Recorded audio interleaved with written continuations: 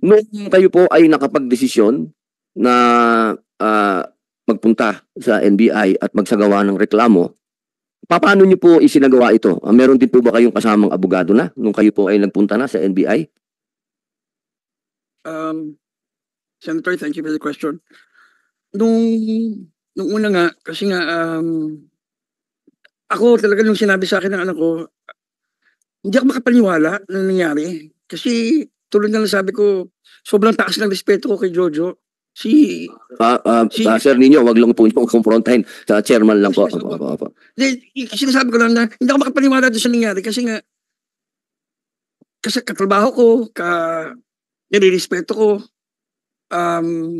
So yun, so talagang hindi ko alam kung anong gagawin talaga noong una. So ang naisip namin gawin was go to Senator Bong Revilla. At si Senator Bong naman yung nagsabi na if you want to go to the NBI, we can go to the NBI. Pero dahil nga, syempre, ako bilang magulang, gusto ko protektahan muna sana yung anak ko. Ayoko sana may makaalam. So we went through the channel. We went to the Senate Gozon. We were trying to fix it internally. Pero I didn't know how to do it internally pero magsasapa pa rin kami ng kaso.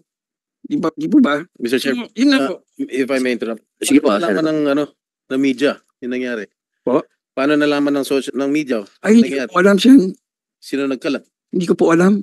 Hindi ko po talaga alam. So when did Bigla na lang po bumutok eh. first knew about it na kumalat na sa media? Saan mo nabalitaan?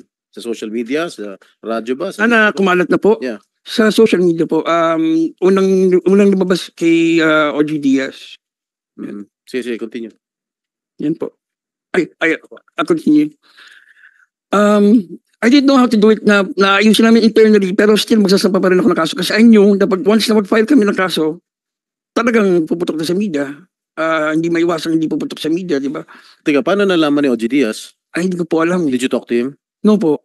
You haven't talked to him? Kasi I talked to him since sa social media, mukhang detalyado yung mga... Ay, pero hindi po sa akin galing talaga eh. But there were... nakausap niya anak mo? We have other witnesses. We have other witnesses kasi I don't know kung paano nag-leak talaga. Ayun po. And then,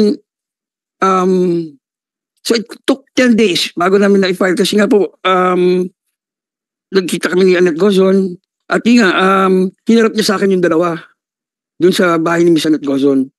And nag-apologize sila sa akin. They apologize for what?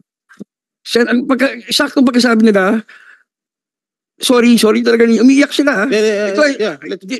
Assuming. Ito po, Sen, talaga. Let's just go straight to the point. Talaga sinasabi ko po ito po. What did they apologize for? Did they do something untoward? And they apologize. Sabi nila, sorry talaga. Sorry ninyo, ganun. Kasi akala namin okay lang. What do you mean? Yeah, they were sorry for what? What did they do? For what they did. What did they do? Did they admit it to you that they did something untoward? When they said sorry, syempre naiintindihan ko yung kwento ng anak ko. Yun na yun. Yun na yun, di ba? Okay. And then they said, akala daw nila okay lang. But clearly, akala nila consensual. Yes, yan. But clearly, kung okay lang, di wala kami rito sana ngayon. Di ba? Tsaka hindi sana nag-iiyak yung anak ko. Yun po. Sige. And Miss Annette Gozon was our witness during that meeting. Yun po.